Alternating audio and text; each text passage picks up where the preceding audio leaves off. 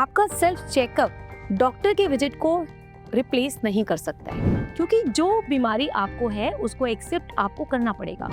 Smile lights up a room. But what is behind it? एक time था जब बच्चे रफेज बहुत खा रहे थे, फिर एक मिडिल टाइम आया जब बच्चे सॉफ्ट डाइट खा रहे थे। Kids nowadays they have very poor oral hygiene. या तो बच्चा ब्रश लेके खड़ा है, वो प्रॉपरली ब्रश नहीं कर रहा है, या उसका जो ईटिंग हैबिट है वो बहुत ही ज़्यादा खराब है। Don't give your kids in the evening time any kind of चिपचिपा स्नैक्स। जो भी टोबैको खाते हैं ना, उनका एक ही हैबिट होता है बोलने का, बहुत स्ट्रेस है। डॉक्टर से ज़्यादा स्ट्रेस किसको होगा? एक पायलट से ज़्यादा स्ट्रेस किसको होगा? कार्डियोलॉजिस्ट से सोचिए जो बिल्कुल हार्ट खोल के बैठा है, तो उनसे ज़्यादा स्ट्रेस नहीं है आपको। ये एक बहाना होता है।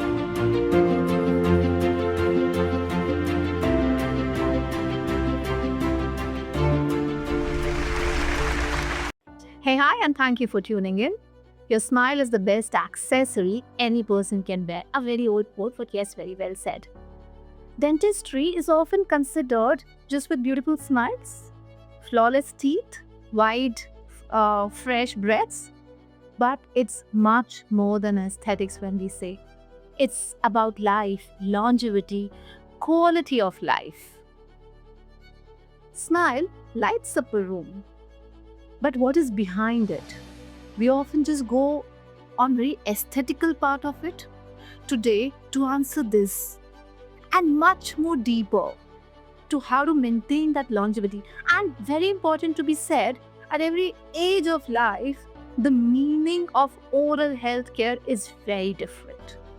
To answer this, we have Dr. Neetu with us, who will give us deep insights about how does the oral health care and precisely oral cancer, which is moving on a hilt in our country, how can we understand it, work on it, and pre-imperatively work on it to not let it take a life. Let's welcome Dr. Neetu with us. Thank you for honoring our platform. Hello, Surbi. Dr. Neetu, I know a lot about you basically. Thank you. How did dentistry, how did this journey for you started to create those beautiful smiles and much more deeper, which we will discuss? Right. Dentistry is my passion. Oh, When you say it's a passion, you believe it like your God. You give your 100%. Definitely, as you said, what is the teeth means to you, what is aesthetic means to you, I will say, the smile is not trend, smile is not style. It is your happiness, your hygiene, and your confidence. So I feel it's I have my beautiful journey. Why beautiful journey? I have created thousands of a smile. I have given lots of patient, the old age patient, a denture. Denture means the artificial teeth to which they can eat food happily. I have seen my patient coming back to me after 15 years, after 17 years, and saying that I am so good, I am eating everything with this teeth. Now I want to change my teeth after 15 or 16 years. यानी कि जब वो बहुत old age नहीं हुआ करते थे, just middle age में थे, या just beginning of the old age, I will say in the 16, now they are coming in the 75. तो this gives me immense happiness. I feel I am working on it, I am making it fruitful, and I can justify my profession. God has gifted us with our own anatomy. Definitely. तो उसके ऊपर हमें smiles design करवानी चाहिए with a little artificial structure. Definitely. आप बताएंगे artificial वो ठीक रहता है या it's good to carry what you have? Right. We have two kind of people. Some are very much confident with the teeth they have, with the smile they have. My suggestion to those people, don't go for smile makeover, because it is already giving you happiness, you are confident enough. But people who are hiding their smile, who are not laughing a lot in the public, they are not appearing themselves because of their crooked teeth, their malaligned teeth, definitely they should go for a smile makeover. For them, I will say there are lots of treatment plan. It's depend on the how much days you want to invest them or how much year Like if you are putting some ears, then you can go for orthodontic treatment. Aligners are there, and nowadays orthodontic treatment also you can go with the like metal based, ceramic based aligner which are not visible on your teeth, and you can go for your work also. And there are some veneers kind of treatment जो आपको 2 से 3 दिन के अंदर आपकी smile makeover कर सकते हैं. तो वो आपको जज करना है how much satisfied you are with your smile. If you are not reached to the dentist, Surbhi, it is very interesting कि अभी आपकी बजट और आपके टाइम के अनुसार आपकी स्माइल मेकओवर चेंज हो सकती है.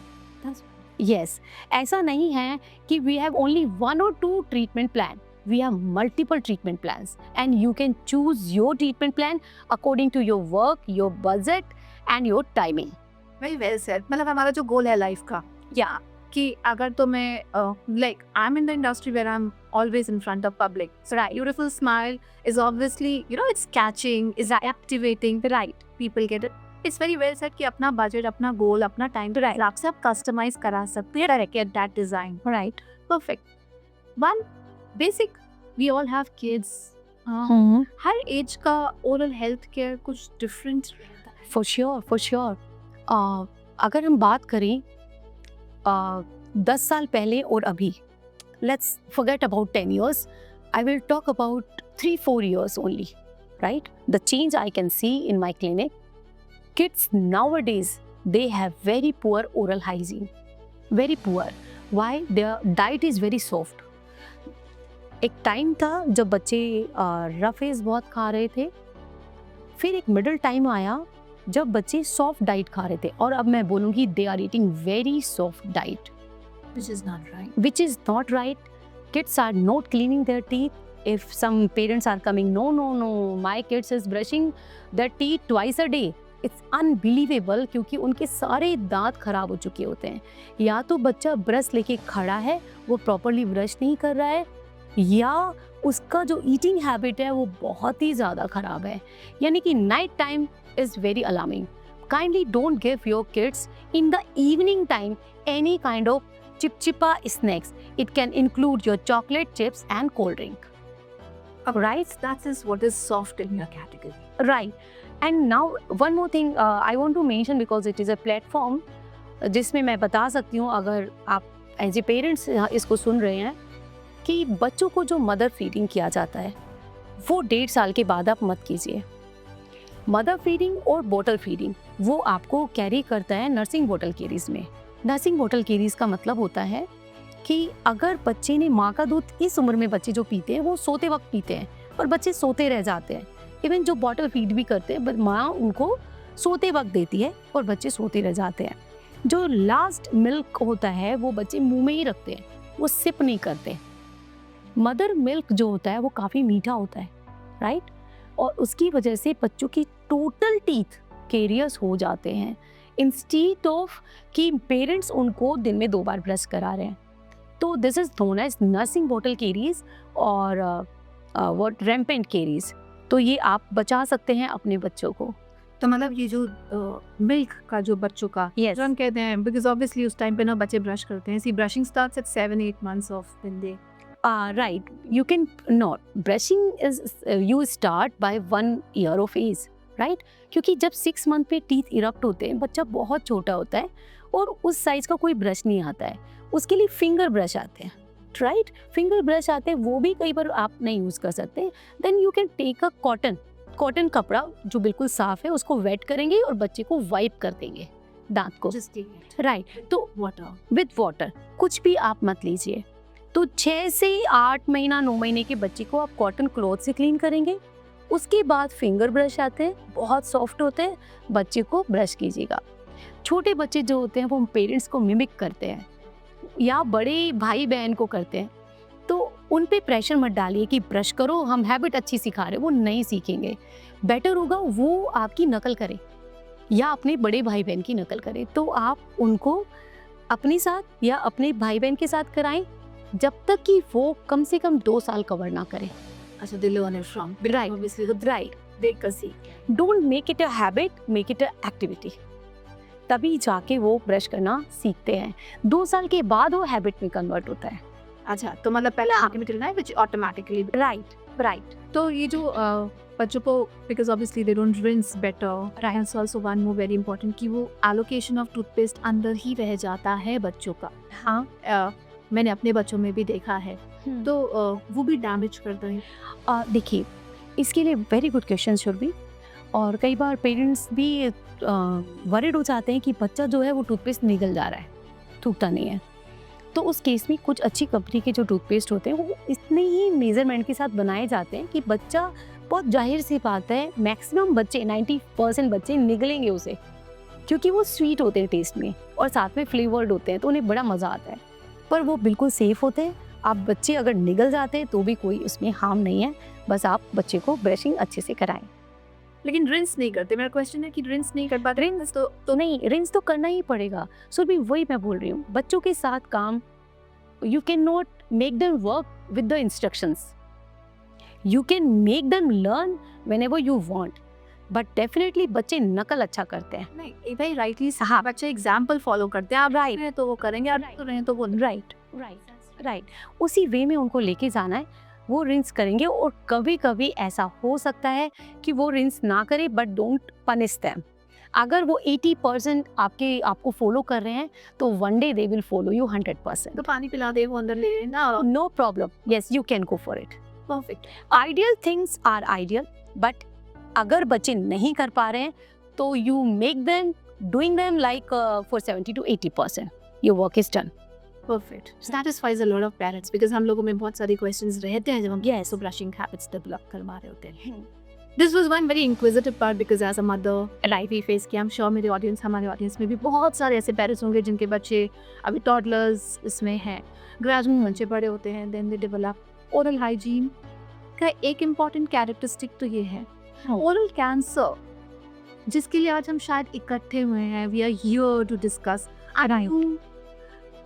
have that expertise basically of detecting it, and the statistics says, which is very sad, It is. हमारी कंट्री में 30% हर साल ओरल कैंसर से लोग मर रहे हैं। बिल्कुल। रीजन क्या है? क्या डेंटिस्ट? हम सोचे, अगर मैं सोचती हूँ तो आई थिंक सीधा तो कोई आंखों के पास नहीं जाता, है ना? नहीं जाता। तो मेरा पहला स्टेप एक दांत दर्द का होगा कि मैं पहले तो भाई चलो take up a medicine. Definitely. Dentistry ना एक ऐसी चीज़ है जो हम लोग बहुत इग्नोर करते हैं, राइट। जबकि ये सबसे इम्पोर्टेंट पार्ट है। तो इसमें क्या है? इग्नोरेंस है। यस, हम इसको ऐसे लेते हैं सबसे पहले कि जितने भी लोग तंबाकू खाते हैं या जो लोग तंबाकू नहीं खाते, ओवरऑल पब्लिक जनरलाइज्ड, तो 80% ही लोग ऐसे होते हैं जो तंबाकू खाते हैं, पर 20% ऐसे भी होते हैं जिन्होंने कभी भी तंबाकू, अल्कोहल, सुपारी को टच नहीं किया, फिर भी उन्हें ओरल कैंसर है। तो इसका मतलब ये है कि जिन लोगों ने कोई हैबिट नहीं की होती है, जो कुछ भी हैबिट उनको नहीं है, तो वो उनको भी रेगुलर चेकअप की ज़रूरत है। वो ये ना सोचे कि मुझे ये नहीं है तो मैं ये नहीं खाता हूँ तो मुझे कैंसर कभी भी नहीं होगा। वन वेरी बिग मिथ कि हम सोचते हैं कि मैं नहीं, हाँ, जैसे मैं बोलूँ कि अगर मेरे को अल्सर हुआ भी है तो मैं नहीं खाती तो मुझे कम से कम ओरल कैंसर नहीं है, ऐसा नहीं सोच सकते हैं वो। It can happen. ये बिल्कुल उसी तरह से है जैसे आपने सुना होगा कि मैं चीनी खाता भी नहीं हूँ फिर भी मुझे डायबिटीज़ है। सेम है, एक हेरिडिटी बहुत वर्क करती है। जैसे ब्रेस्ट कैंसर है या और भी कई कैंसर हैं, अगर आपके फैमिली में या दूर के रिश्तेदार में भी किसी को भी कैंसर हो चुका है, इर्रेस्पेक्टिव आपका कितना भी अच्छा लाइफस्टाइल है, आपको कोई हैबिट नहीं है, पर आपको जाके रेगुलर डेंटल चेकअप कराना है। तो इसको हम दो पार्ट में लेते हैं सुरभि, किस तरह से पेशेंट हमारे पास अप्रोच करते हैं, हाउ वी आइडेंटिफाई देम। क्या पेशेंट हमारे पास डायरेक्टली आ रहे हैं या वी मेक देम अवेयर कि आपको ओरल कैंसर है, right? We take it in this way. तो हमारा जो I have 20 years of experience of my clinic. Every single month we have 2 to 3 oral cancer patient. Yes, तो 2 से 3 भी बहुत बड़ा रेशियो होता है। और जो हमारे पास आते हैं, मेरे पास एक केस आया था स्टेज 1 कैंसर का। मैक्सिमम मेरे पास आए हैं अब तक स्टेज 2 या स्टेज 3 कैंसर के, राइट। स्टेज 2 या स्टेज 3 के कैसे आए हैं? उनको स्वेलिंग हो जाती है। कुछ लक्षण हम आपको बताएंगे। I complete with this story, then after that हम आपको बताएंगे कि कैसे आप थोड़ा अपने आप को जज कर सकते हैं। तो सुरभि, हमारे पास जो पेशेंट आते हैं स्टेज 2 और स्टेज 3 के, वो हमारे पास ऐसे नहीं आते कि शायद हमको कैंसर तो नहीं है या चेकअप कराने। वो ये बोल के आते हैं बहुत दिन से ये स्वेलिंग है, और वो स्वेलिंग होती है उन्हें 2 साल से, 6 महीने से, 1 साल से। कोई भी हमारे पास 1 महीने के अंदर नहीं आया आज तक। 6 मंथ के भी रेयरेस्ट केस है। 1 साल, मैक्सिमम 2 साल वाले भी हमारे पास केसेस आते हैं। और वो क्यों लेट होते हैं? कई बार तो वो खुद से शायद डर जाते हैं और वो ये सुनना नहीं चाहते कि उन्हें ओरल कैंसर है, पहला। सेकंड, वो आजू बाजू के ऐसे क्लिनिक्स में जाते हैं जहाँ इस पे पेशेंट की गलती नहीं है, जहाँ उन्हें ये बताया नहीं जाता कि उन्हें ओरल कैंसर हो सकता है। कुछ दवाइयाँ दे दी जाती हैं। कई बार, मैं किसी ब्रांच का नाम नहीं ले रही हूँ क्योंकि ये एक बहुत बड़ा मुद्दा है और ऐसे केसेस हम देख रहे हैं, और ये प्लेटफॉर्म से हम आपको अवेयर करना चाहते हैं। कई बार लोग होम्योपैथिक दवाई लेके आते हैं कि शायद हम ठीक हो जाएंगे, पर मेरे पास आज तक होम्योपैथिक से ठीक होने वाला पेशेंट ओरल कैंसर का नहीं आया। तो मेरा आपसे ये अनुरोध होगा कि आप जो लक्षण है, लक्षण का मतलब हम इस पॉइंट पे आ ही जाते हैं, कैसे अपने आप को पहचानेंगे, ताकि आप डायरेक्टली डॉक्टर के पास जाएं, उनके साथ डिस्कस करें, क्योंकि जो बीमारी आपको है उसको एक्सेप्ट आपको करना पड़ेगा। जब आप एक्सेप्ट करेंगे तभी आप ट्रीटमेंट प्लान की तरफ जा सकते हैं। तो सबसे पहले होता है अल्सर। अल्सर यानी छाला। अल्सर अगर कोई भी है और वो 2 हफ्ते से ज़्यादा समय हो गया है और आपका ठीक नहीं हो रहा है, तो आपको डॉक्टर के पास जाना है। इसका मतलब ये भी नहीं कि हर अल्सर जो 2 हफ्ते से ठीक नहीं हो रहा है वो ओरल कैंसर है, पर इसका डिसीजन आप नहीं ले सकते। आपके डेंटिस्ट ले सकते हैं कि आपको नेक्स्ट क्या करना है, क्योंकि इनिशियल स्टेज में oral cancer is not painful, it is painless. उसमें दर्द होता ही नहीं है, इसीलिए वो बढ़ते चला जाता है। सेकंड, कोई मुंह के अंदर गांठ तो नहीं है। थर्ड, कोई पैचेस तो नहीं आ रहे। पैचेस 2 तरह के होंगे, या तो व्हाइट या रेड पैचेस। बहुत क्लियरली आप आइडेंटिफाई उसको कर सकते हैं। कहीं कोई दांत आपका हिल तो नहीं रहा बेमतलब का, मतलब कि बाकी सारे दांत आपके बहुत अच्छे हैं, किसी एक एरिया में आपका दांत हिल रहा हो, तो आप समझ जाइए कि वो एरिया कुछ और इंडिकेट कर सकता है। कर सकता है, मैं इसलिए बोल रही हूँ क्योंकि जब आप पॉडकास्ट देखते हैं तो आप अपने आप को तुरंत जज करते हैं और वो डर जाते हैं। डरने की जरूरत नहीं है। इसका मतलब है कि आप जरूर अपने डेंटिस्ट के पास जाइए, उनसे समझिए वो क्या बोल रहे हैं। एक और मैं आपको बताती हूँ जिसकी वजह से कई केसेस मैंने बिगड़ते हुए देखे हैं, कि कई बार change of the dentist is also very important. Why? Doctor के पास पेशेंट सही समय पे पहुंच गया, उसने बोला मुझे कोई अल्सर है या जो भी उसको सिम्टम्स दिखे, और मुझे नहीं पता कि वो किस तरह से हो जाता है, पर ऐसा होता है। पेशेंट 6 महीने से दवाई खा रहा होता है, क्योंकि ये दवाई से होने वाला नहीं है। और अगर आपको लगता है मैंने डॉक्टर की दवाई खाई और मुझे 15 दिन से भी कोई आराम नहीं है, 1 महीना हो गया कोई आराम नहीं है, इसका मतलब है आप डेंटिस्ट को चेंज कर लीजिए। आप जरूर से चेंज कीजिए। हो सकता है उनसे कुछ मिस हो रहा हो, जिसकी वजह से आपका समय बर्बाद हो रहा है और आपकी जान खतरे में आ सकती है। मेरे पास एक ही केस ऐसा आया था जिसको हम बोलेंगे स्टेज 1 कैंसर, और वो हमने कैसे नोटिस किया था। पेशेंट को मिसिंग टीथ लगाने थे। जब हम टूथ सरफेस को देख रहे थे और जिंजाइवा को देख रहे थे, और उस पेशेंट ने टोबैको खाया था 5 to 6 ईयर्स और तंबाकू खाना छोड़ दिया था, और किसी तरह का कोई हैबिट निकोटीन का नहीं ले रहे थे। और हैबिट छोड़ने के करीबन 7 साल के बाद वो हमारे पास आए थे, यानी कि लंबा सफ़र हो चुका था। तब हमने कुछ ग्रोथ देखी थी, और वो ग्रोथ इतनी छोटी थी कि उनका कोई रेडिएशन नहीं हुआ, कोई कीमोथेरेपी नहीं हुई। पेशेंट बिल्कुल एक छोटी सी सर्जरी के बाद वो बिल्कुल ठीक हो गया। ये अहमियत है प्रिवेंशन की, ये अहमियत है आपकी जान को बचाने के लिए। इस चीज़ को गौर करना चाहिए, इस चीज़ को समझना चाहिए, और अपनी बिजी लाइफ से एक डेट डिसाइड करना चाहिए कि this day I will go to a dentist.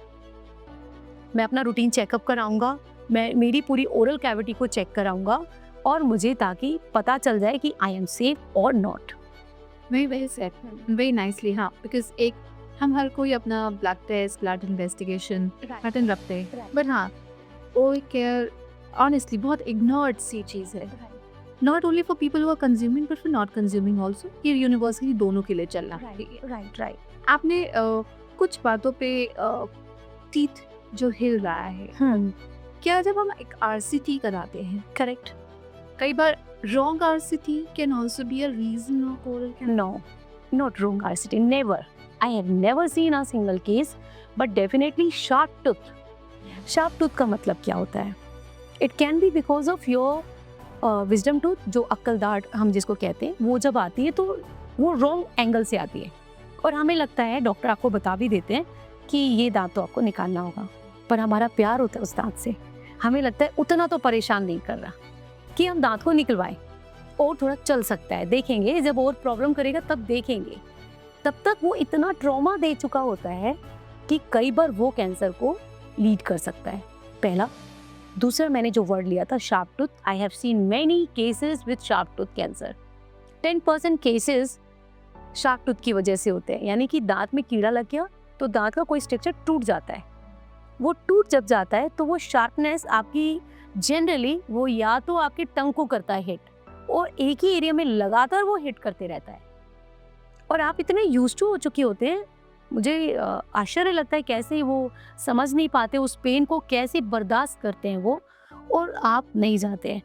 और एक टाइम होता है जिसमें आपकी सेलुलर चेंजेस हो जाते हैं, यानी कि सेल में चेंजेस आ जाते हैं, फिर आपका कमबैक नहीं होता, फिर आपको सर्जरी ही करानी पड़ती है। It is considered as a cancer. नहीं तो ये बहुत सिंपल है, शार्प टूथ को या तो हम रेस्टोर कर देते हैं बचाने के लिए, कैप लगा दी जाती है, बिल्कुल ही खराब है तो हम उसको सही समय पे निकाल देते हैं। That's so easy. Correct, it is. लेकिन जैसे आपने बात किया डीके टूथ के अंदर डेवलप हो सकता है कैंसर, राइट? हाँ, तो अगर हम उस डीके टूथ को ट्रीट नहीं करते या extract whatever the treatment is अगर नहीं कराते, अगर वो हमें परेशान नहीं कर रहा, अगर मैं कभी कोई एक टूथ एक्टिविटी का कोई बात करूँ तो मुझे थोड़े दिन परेशान किया, उसके बाद वो ठीक हो जाता है, तो मैं क्योंकि चलो अब तो अवॉइड इट, इग्नोर इट, ये होता है, ये हमारा एक ह्यूमन साइको। राइट। तो first thing is as you feel it you should address it and get it treated, the first thing, right? हाँ, मुझे जरा सा दर्द लगा तो मेरे को चाहे मैं कंसल्टेशन ही लूँ, उस पे जो भी बेस्ट ट्रीटमेंट डॉक्टर सजेस्ट करता है तो मुझे लेना चाहिए। करेक्ट। आपने एक बात और इस पे टच किया कि हम अल्सर और टोबैको इस पॉइंट पे हम आए थे, right? What age ratio do you see this problem more in men और women? 95% in men. 95%. What I have seen, maybe surveys says it is 80-20%, 80% male. Male में आती है, और एज अगर हम देखें तो it is around 45 to 60 years of age, in between that. पर कुछ केसेस ऐसे भी आए हैं जो बिल्कुल यंग पेशेंट हैं। यंग कैसे होते हैं? जब वो 10-11 साल के होते हैं ना सुरभि, वो तभी टोबैको खाने लग जाते हैं, और जो टोबैको खाते हैं ना उनका रीज़न बहुत ही ख़राब रीज़न है।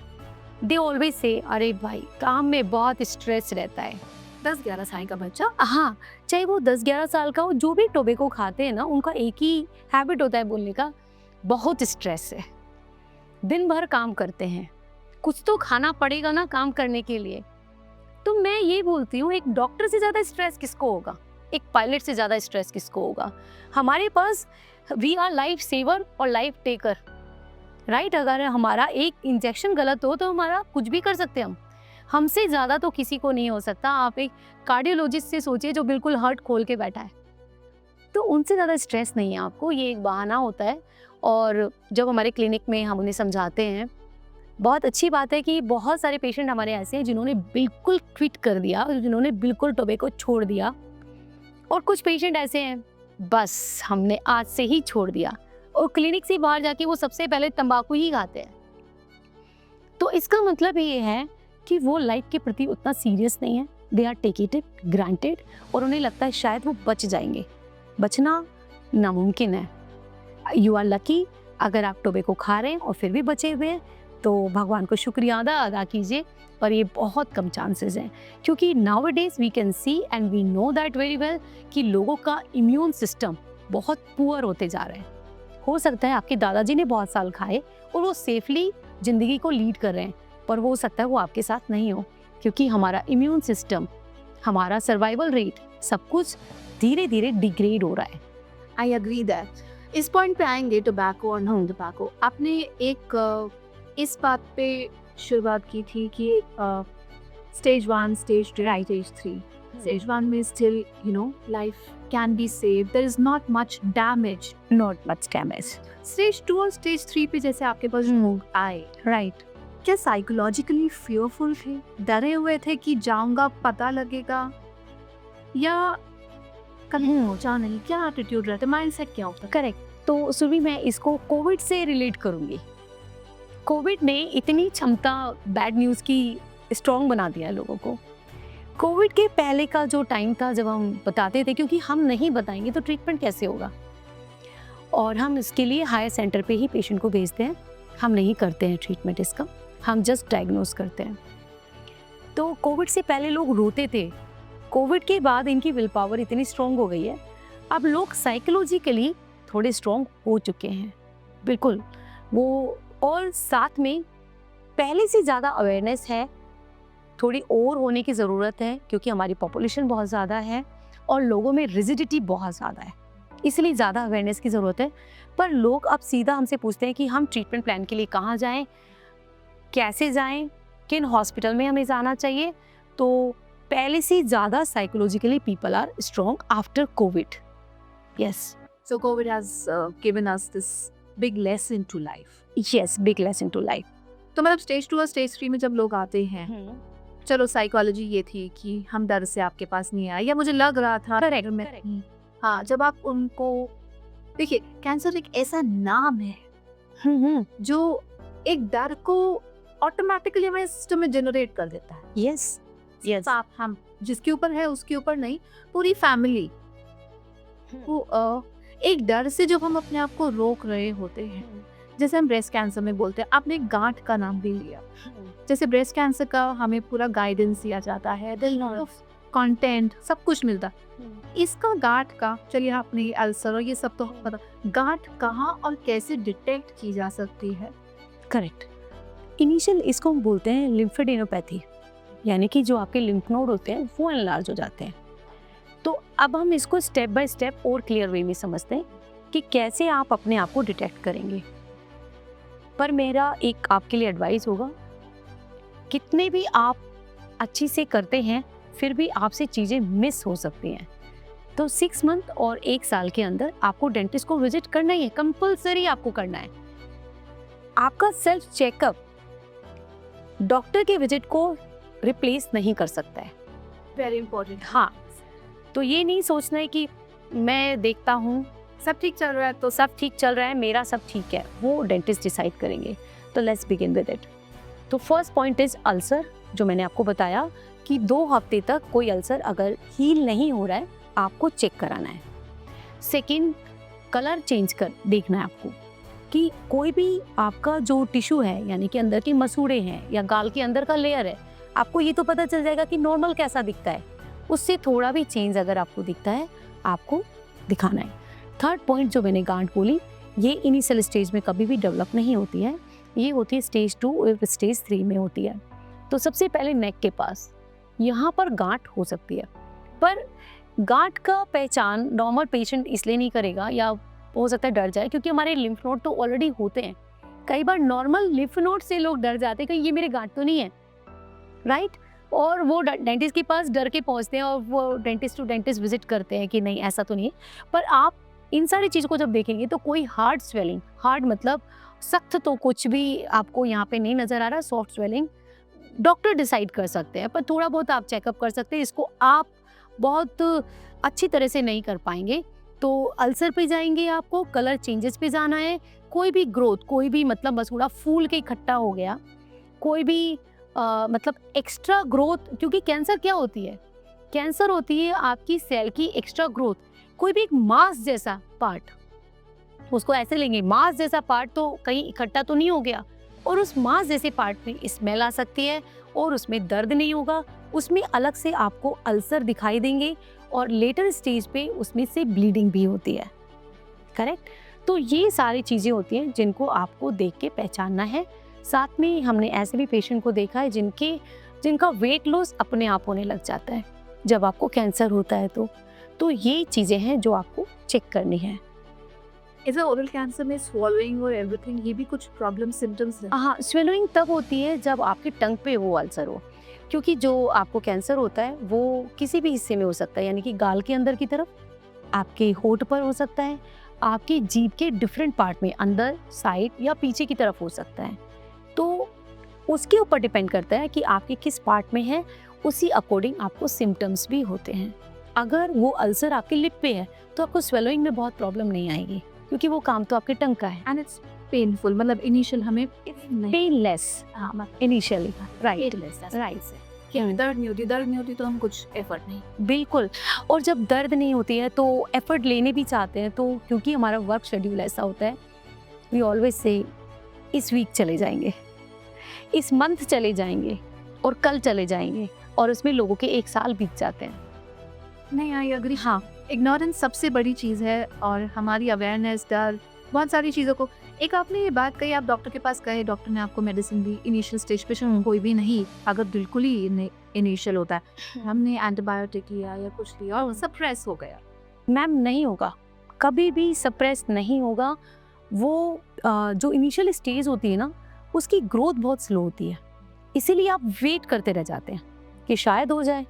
ऐसा कभी भी नहीं होगा। अगर आपको ओरल कैंसर हो, मेरी नज़र में कोई ऐसी मेडिसिन नहीं है। अगर ओरल कैंसर है यानी कि वो हिस्सा आपका सड़ रहा है, इसको आप सिंपली ऐसे समझिए, सड़न वाले पार्ट को हटा दिया जाता है ताकि वो और स्प्रेड नहीं करे, वो वहीं रोक दिया जाता है। अगर डैमेज ज़्यादा है तो रिकंस्ट्रक्शन किया जाता है, ग्राफ्टिंग की जाती है, ताकि you can lead your life very well, right. दर सबसे बड़ी ओरल कैंसर के साथ उसका ट्रीटमेंट का है, राइट? एक थेरेपीज, रेडिएशंस, और might be a surgery basic. उसका क्या कितना, because I see people, right, अभी भी मैं टोबैको और नॉन टोबैको पे, हम अभी इस पे तो बहुत वास्ट है, क्योंकि बहुत बड़े टोबैको कंज्यूमर ऑडियंस है हमारे पास, जो अपनी ज़िंदगी को जानते हुए वी आर पुटिंग इट कि हम लाइफ को स्टेक पे डाल रहे हैं। लेकिन जब हम इस चीज़ को पता लगाते हैं, तो ये इन थेरेपीज का जो ये ट्रॉमा है, आप लोगों को उस पे कैसे बोल सकते हैं कि अब you should not fear it, temporary रहेगा बट निकलना पड़ेगा। देखिए, शुरू में जब पेशेंट आते हैं ना और हमें पता चलता है वो टोबैको खा रहे हैं, तो हम तो बोलते हैं आप डरिए, हम स्ट्रेटली बोलते हैं आपको डरने की ज़रूरत है और आपको डरना चाहिए। कैंसर का इलाज financially, mentally, physically it's not easy, it's not easy. पहले से बेटर होते जा रहा है, but still it has so much side effects. और साथ में एक फियर जो होता है कि ये कहीं रिलैप्स तो नहीं कर जाएगा। रिलैप्स का मतलब है दोबारा से रीग्रोथ तो नहीं कर जाएगा। तो यस, कोई भी कैंसर, उसका नेचर डिपेंड करता है कि वो रिलैप्स यानी कि वापस से होगा या नहीं होगा। तो इसका एक ही है, जब जागो तब सवेरा, और जितना जागो उतना ही सवेरा। जितना जल्दी आप टोबैको से अपना पीछा छुड़ाएं और जितना ज़्यादा आप रूटीन चेकअप में आएँ। तो हम ट्रीटमेंट को इन शॉर्ट भी बता देते हैं। इसमें जनरली सबसे पहला होता है डायग्नोसिस आपका होना, जिसमें बायोप्सी होते हैं, कई सारे एक्सरेज वगैरह होते हैं, ताकि आपको पता चल जाए। मेन तो बायोप्सी होता है कि किस नेचर का आपको कैंसर है और कौन से स्टेज में ये कैंसर है। उसके बाद सर्जरी होती है, रेडिएशन होता है और कीमोथेरेपी होती है। अगर स्टेज 1 का कैंसर है और बहुत एग्रेसिव नेचर का नहीं है, तो only surgery is enough, right. But उसके बाद डिपेंड करता है किस जगह पे है और नेचर ऑफ द कैंसर कौन सा है, बहुत मैलिग्नेंट है या किस तरह का है, या रिलैप्स हो सकते हैं। तो कुछ केसेस ऐसे होते हैं जो सर्जरी प्लस रेडिएशन से ही कवर अप हो जाते हैं, राइट। और फिर आता है कीमोथेरेपी, और सबसे हार्ड पार्ट जो माना जाता है कैंसर ट्रीटमेंट का, दैट इज़ कीमोथेरेपी, जो मेडिसिन से किया जाता है ताकि अंदर ही अंदर जो भी आपकी कैंसर सेल है वो मर जाए। इसीलिए वो भी बहुत ज़रूरी होता है। साथ में ट्रीटमेंट के साथ साथ आपका न्यूट्रिशन, आपकी मेंटल हेल्थ, ये बहुत ज़्यादा ज़रूरी है। और जिन्होंने भी ये ट्रीटमेंट कराया है उनको समय समय पे जाके डॉक्टर को विजिट करना इज़ ज़रूरी। आपने रेगुलर चेकअप की बात करी डॉक्टर ने, तो doctor there is one thing, regular checkup is like getting a scan or something done, or what or just go to the dentist or go to your oncologist? क्या process क्या होना चाहिए? Just go to the dentist और oncologist, right. कई बार क्या होता है, ऑन्कोलॉजिस्ट का काम ख़त्म हो जाता है और वो डिपेंड करता है किस कैंसर, कौन सा कैंसर आपको हुआ था। अगर उन्हें ज़रूरत लगता है तो वो अपने पास बुलाते हैं, नहीं तो आप फॉलोअप के लिए अपने ओन डेंटिस्ट के पास भी जा सकते हैं। Somebody who knows your history basically. Yes yes yes, जिसके ऊपर आप बिलीव कर सकते हैं और ट्रस्ट कर सकते हैं, और जिनके केसेस आपने रिव्यूज़ या केसेस आपने देखे हैं, तभी आप उनके ऊपर ट्रस्ट कीजिए। साथ में जो आगे का होता है इन्वेस्टिगेशंस, वो आपके डेंटिस्ट डिसाइड करेंगे। अगर उन्हें ज़रूरत लगेगी तो वो करवाएंगे, नहीं तो नहीं करवाएंगे। हाँ, मतलब आप साल में एक बार जाके अपना एक रिव्यू, ये 6 months हाँ, जाके एक बार रिव्यू करना है। Correct. Perfect. This is a very important advice for people, you know, who've just recovered. Even after recovery, I think psychological जो pressure होता है ना, बहुत बड़ा है। लेकिन अगर हम measurable advice, guidance और पूरा proper format में चले, life can be healthy back. I have seen many patient who are surviving it very well, जिनका हमने कैंसर डायग्नोस किया, और कुछ पेशेंट ऐसे हैं जिनकी कैंसर ट्रीटमेंट के बाद शादी हुई है, वो शॉप चला रहे हैं और बहुत अच्छी तरीके से ज़िंदगी को लीड कर रहे हैं। वो उनका अपना पॉजिटिव एटीट्यूड भी है, और ऐसे पेशेंट को हम बुला के अपनी क्लिनिक में और पेशेंट को भी मोटिवेट करने के लिए उन्हें बुलाते रहते हैं। तो कैंसर ट्रीटमेंट स्टेज 3 भी अगर है तो भी आप बिल्कुल रिकवर कर सकते हैं और अपनी बिल्कुल नॉर्मल लाइफ आप लीड कर सकते हैं। एक conscious but healthy life का एक you can have it post even after stage 3. 100%, बिल्कुल बिल्कुल, important. राइट। जो डर है कि इसके बाद हमें दोबारा एक हमें कॉन्शियस लाइफस्टाइल अडैप्ट करना चाहिए। करेक्ट। इफ समबडी डॉक, हमने ये बहुत बड़ा स्टैटिस्टिक्स भी देखा है, tobacco and non tobacco consumers, माना 80%, 20% वाले तो चलो आपने कुछ रीजन, सिम्टम्स, कॉजेस बताई, बट ये जो 80% हमारी जनता है, उसमें से भी कई ऐसे हैं जो छोड़ देते हैं, कई ऐसे हैं जो नहीं छोड़ना चाहते हैं। करेक्ट। ये पहला तो जो टोबैको कंज्यूमर्स के लिए ज़्यादा अलार्मिंग है, ये छोड़ नहीं रहे, तो उनके लिए हमें क्या करना चाहिए? कुछ तो पॉइंट हो कि हम उनकी लाइफ से भाई कहीं से तो हम उनको बचा। Correct correct. इसमें आपका क्या स्टडी और रिसर्च? डेफिनेटली अगेन सुरभि, कहीं ऐसा ना हो जाए हमारे टिप को सुन के लोग सोचेंगे कि एक ऐसा पॉइंट मिल गया, अब हम खा सकते हैं। थोड़ा सा उन्हें एक मतलब एक क्लू, एक रोडवे मिल गया कि हाँ कि खा सकते हैं। Kindly don't eat it. फिर भी जो जिद्दी लोग हैं ना, उनके लिए, क्योंकि हम आपको बचाना चाहते हैं, हम आपको खुश देखना चाहते हैं। तो ये हमने पेशेंट से ही सीखा है, उन पेशेंट से जो पिछले 20 साल से टोबैको खा रहे हैं और उनके मुंह में कोई एक स्पॉट, जिसको हम बोलते हैं ना ल्यूकोप्लेकिया भी उनके मुंह के अंदर नहीं था। तो जब हमने इस तरह के कई पेशेंट देखे जो इसी तरह के थे, तो उनसे पता किया, तो उन्होंने 2 काम किए। एक तो जब भी वो टोबैको खाते हैं तो उसकी जस्ट बाद, यानी कि एक उनका जो सेशन कंप्लीट होता है तो वो कुल्ला बहुत अच्छे से करते हैं, थरो एंड थरो। ऐसा नहीं कि मुंह में लिया और थूक दिया। थरो एंड थरो का मतलब है आप 4-5 बार ले रहे हैं और you are taking time, like आपने 2 मिनट तक आपने उसको पानी को मुंह में रखा, बार बार बदला और ऐसे किया। तो उससे क्या हुआ, जो केमिकल रिएक्शन होनी चाहिए, हमारे जो सेलुलर चेंजेस होने चाहिए, वो शायद नहीं हो पाए। फर्स्ट। सेकंड, कुछ पेशेंट मैंने ऐसे भी देखे हैं जो ये कुल्ला भी कर रहे हैं और साथ में दिन में 2 बार बीटाडीन का रिंस कर रहे हैं। बीटाडीन माउथ वॉश होते हैं। अब इसमें 2 तरह से बीटाडीन आता है, एक तो ड्रेसिंग के लिए आता है, एक माउथ वॉश के लिए आता है। तो आपको मेंशन करना होगा कि हमें माउथ वॉश चाहिए। तो आप उसको 1 कप गर्म पानी, यानी कि वार्म वाटर, सुसुम पानी या गुनगुना पानी, उसमें आप 1 ढक्कन बीटाडीन डालेंगे और उसे सुबह और रात में सोते वक्त आपको कुल्ला करना है। ये लोग उस कैटेगरी के लिए है जो जिद्दी हैं, जिन्होंने अपनी जान को हथेली पे लेके घूमते हैं, ये उनकी फैमिली मेम्बर्स को सेव करने के लिए, एक्चुअली उनके लिए नहीं है, ताकि क्योंकि आप जब भी कोई गलत काम करते हैं आपकी फैमिली सफ़र करती है। तो ये जो एक पॉइंट है एटलीस्ट आप उनको कीजिए। और कुछ पेशेंट तो सुर भी ऐसे हैं जो रात में भी टोबैको लेके सो जाते हैं, तो उनके लिए तो भगवान मालिक है। भगवान मालिक है, उनके लिए तो हर रोज़ महामृत्युंजय का जाप होना चाहिए।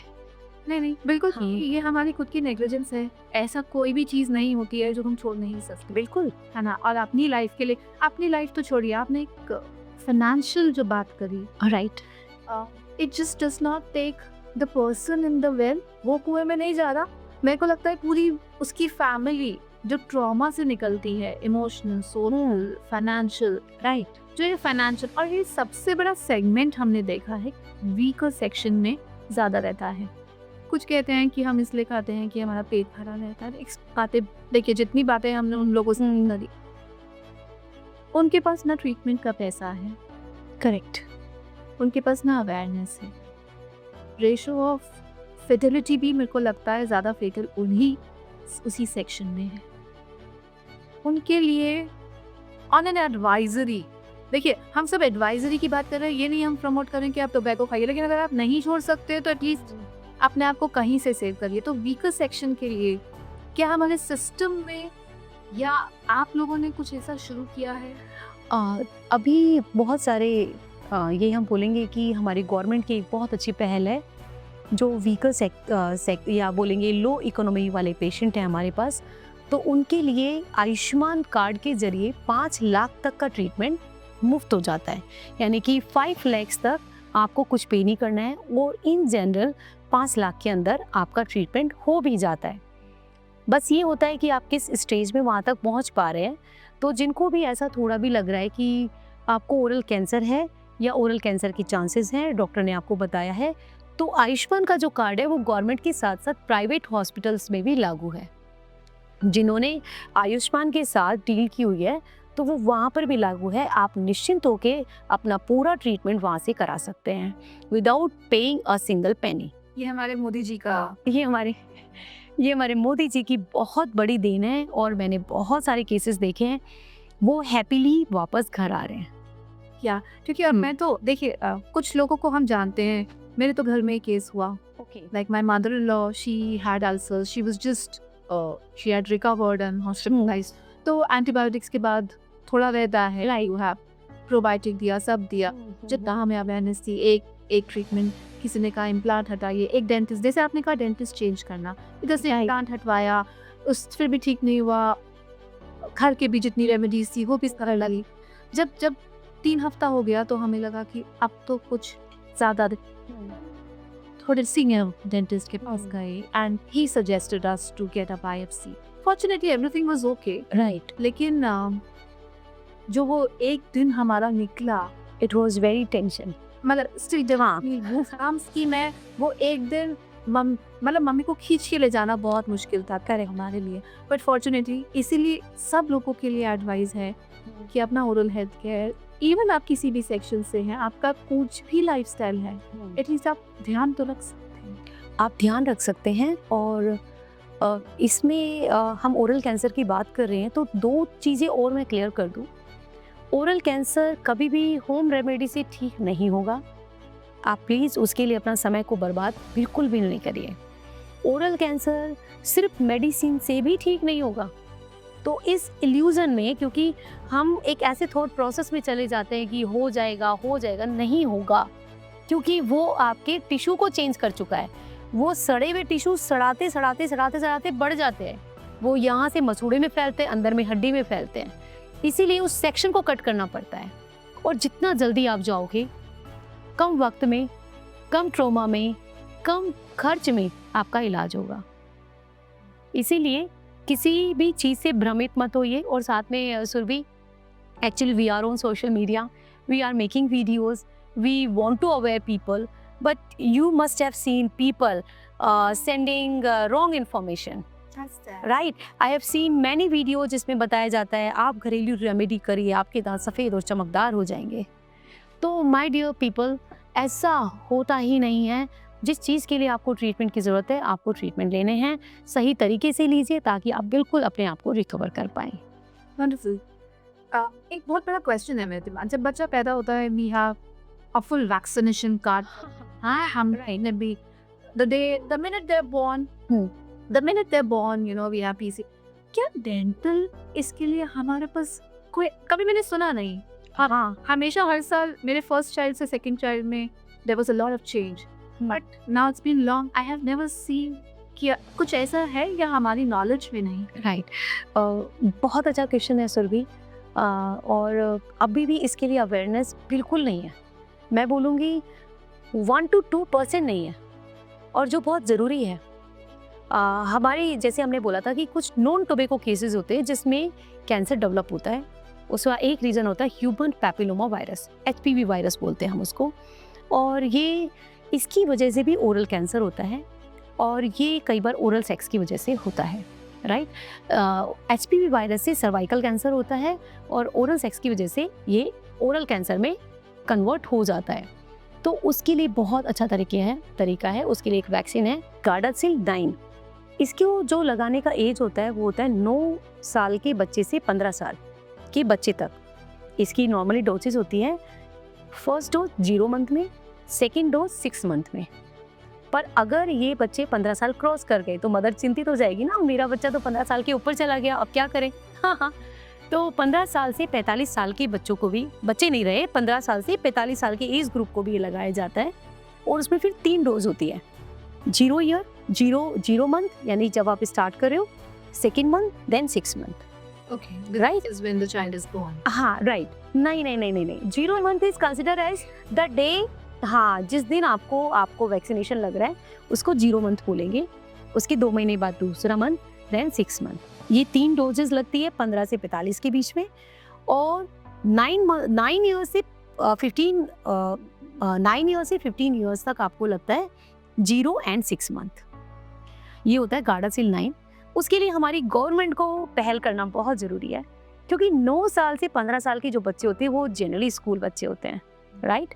अगर हमारी गवर्नमेंट चाहे तो हर स्कूल में ये जो वैक्सीनेशन है इसको कंपलसरी कर दे, और ये गवर्नमेंट की तरफ से लगे और ये कंपलसरी हो जाए, तो मुझे लगता है कि हमारे देश की बहुत अधिक प्रॉब्लम सॉल्व हो सकती है। Cervical cancer and oral cancer which is not related to tobacco. Right. Cervical cancer का तो बहुत प्रमोशन रहता है फॉर विमेन, यू नो, हम अपने बच्चे को भी और हम लोगों ने भी लगा रहे हैं, but this I have never heard honestly. ये चीज का अवेयरनेस नहीं है, ना ही बर्थ के टाइम पे, ना ही कभी हमें करेक्ट बताया गया कि this can also be a prevention, कि अगर आप लगा लीजिए, ऑब्वियसली क्योर तो नहीं है किसी का आपके, लेकिन आप ये लगाए, जैसे हम हेपेटाइटिस बी और सारे भी लगाए, क्योर तो नहीं है, लेकिन हाँ बहुत चीज़ों से हमें बचा लेता है। This is a very important, very notified point for this podcast, कि हमें अपने बच्चों को नहीं, इवन टिल 45 हमें ये वैक्सीनेशन लगना चाहिए। इसमें मैं सुरभि एक पॉइंट और ऐड करूँगी, क्योंकि बहुत बार ऐसा होता है, सर्कमस्टेंसेस ऐसे हो जाते हैं कि हम एक डोज मिस कर देते हैं। राइट। हो भी जाता है, जैसे हमने 0 मंथ लिया, सेकेंड मंथ लिया, 6 मंथ हम भूल गए, या 0 मंथ लिया और सेकेंड हम भूल गए। तो उसमें 2 टिप है आपके लिए, कि अगर आपको कुछ महीने ही आपने डिले किए हैं, लाइक 6 मंथ में जो होना था अब आपको 8th मंथ में याद आ रहा है, तो आपको सिर्फ वो एक डोज ही लेनी है जो आपका 6ठे महीने से छूटा है। पर अगर आपको 1-1.5 साल बीत गए हैं तो पूरा का पूरा डोजेस आपको दोबारा लेना है। Okay, the entire set has to be eaten. Yes, according to the age, कि 0 to 6 है या 0 और 6 है, तो आप फिर उसको वैसे लेंगे और उसको कंप्लीट कराएंगे। Perfect. This is a very important note, doctor, कि हाँ हमें ठीक है जो प्रिकॉशन प्रिवेंशन हम ले रहे हैं, या but this vaccination is a very important, जो गवर्नमेंट नहीं, हमारे आई थिंक पीडियाट्रिक्स को भी हमें इंफॉर्मेटिवली डाउनलोड देना चाहिए कि आप आई थिंक सो कि ये एक वैक्सीनेशन चार्ट में होना चाहिए।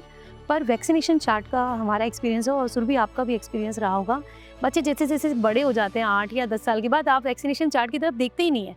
तो इसका ओनली वन सोल्यूशन है कि गवर्नमेंट की तरफ से हर स्कूल में या तो उनको सर्टिफिकेट लेके आना होगा कि HPV वैक्सीनेशन हुआ है या नहीं, या गवर्नमेंट खुद की तरफ से वो वैक्सीनेशन कराए, तभी हम इससे पूरी तरह से निजात पा सकते हैं। Perfect, I think very meaningful. और हम एक बात को डिस्कस करने में रह गए, जो पोस्ट ऑपरेटिव केयर और क्योर रहता है। राइट। आपने ये तो बता दिया कि रेगुलर चेकअप्स है, और भी कुछ डेंटल केयर हमें स्पेसिफिकली घर पे as a habit, as a mandatory process रखना चाहिए? डेफिनेटली कोई भी चीज़ को सबसे पहले तो यही होगा कि कुछ पेशेंट ऐसे भी होते हैं सुरभि, मुझे बताने में भी हंसी आ जा रही है कि टोबैको खाया, कैंसर हो गया, कैंसर सर्वाइवर हो गया। फिर भी कुछ ऐसे होते हैं, वो सोचते हैं एक बार कैंसर हो गया, अब शायद अब नहीं होगा, वो फिर से खाना चालू कर देते हैं। तो वो गलती नहीं है। कैंसर ये पूरे ओरल कैविटी में कहीं से भी रिलैप्स हो सकता है, री इरप्ट हो सकता है, पहला। दूसरा, ओरल हाइजीन मेंटेनेंस। कहीं पे भी गंदगी अच्छी नहीं होती है, चाहे वो आपके घर में हो या आपके सराउंडिंग में हो, और आपके मुंह में तो बिल्कुल भी अच्छे नहीं है। आपको गंदगी को नहीं इकट्ठा करना है। तो गंदगी इकट्ठा नहीं हो, उसके लिए क्या करना है आपको? सही खाना खाना है। क्योंकि पेशेंट ऐसे भी होते हैं, या कम्युनिटी में या फैमिली में सुना होगा या देखा होगा, मेरा बच्चा तो बहुत ब्रश करता है, फिर कैसे कैविटी हो गई? तो सारी चीज़ें इंटरलिंक्ड होती है, कोई भी एक चीज़ एक पाथवे पे नहीं होती है। It's like a circle. जहाँ आपका इम्यूनिटी काम करता है, जहाँ आपका फूड हैबिट काम करता है, जहाँ आपका हेरिडिटी काम करता है, और जहाँ आपकी ब्रशिंग काम करती है, राइट? आपका सिर्फ ब्रशिंग है, हेरिडिटी वीक है, आपका इम्यूनिटी पावर वीक है, तो भी आपको कैविटीज़ होंगी, तो भी आपको कोई भी सिस्ट बन सकती है। तो इसीलिए आप इन सारी चीज़ों पे वर्क करते हैं, तब जाके आप एक अच्छा ओरल हाइजीन, यानी कि आपका मुंह साफ रहता है और आप एक हैप्पी हाइजीनिक लाइफ लीड करते हैं। तो उसके लिए आपको अच्छा खाना खाना है, बढ़िया से कुल्ला करना है, and exercise has very good role in your teeth also, क्योंकि वो आपकी पूरी बॉडी में ब्लड सर्कुलेशन अच्छा करता है। तो जब आप अच्छे एक्सरसाइजेस करते हैं, योगा करते हैं, तो वो आपके टीथ के लिए भी इम्पॉर्टेंट होते हैं। Not even your, it's not about your body tonicity, it's all over your body, internal and external appearance. Perfect, very nice. I think बहुत मीनिंगफुल और बहुत इम्पॉर्टेंट पॉइंट्स जो शायद कभी मेरी नॉलेज में भी नहीं आए थे, after being being very very aware and conscious as an individual. This conversation, I'm sure, is going to benefit a lot of people who come from background who've got survived, how to maintain it, people to detect early. Just going back and closing this with a hope कि हम ये जो oral cancer का rate है अपनी, dentists will be happy when they will see happy smiles, when they will have people coming up with no problems. Right. They do not want people to come up problems and make money, which is a very big myth in our country. Right. तो हम चाहते हैं कि जो smile रहे, real रहे, और ज़रूरत ही नहीं पड़े हमारे डेंटिस्ट की। आप जाइए, चेकअप कराइए, छोटा मोटा प्रॉब्लम होगा। That is the basic agenda for this podcast today, to create those happy smiles, to create a society which is informative, aware, and we all are free of all these drastic changing and life-threatening diseases. Thank you so much, Dr. Neeti. It's a pleasure. Thank you so much, Survi.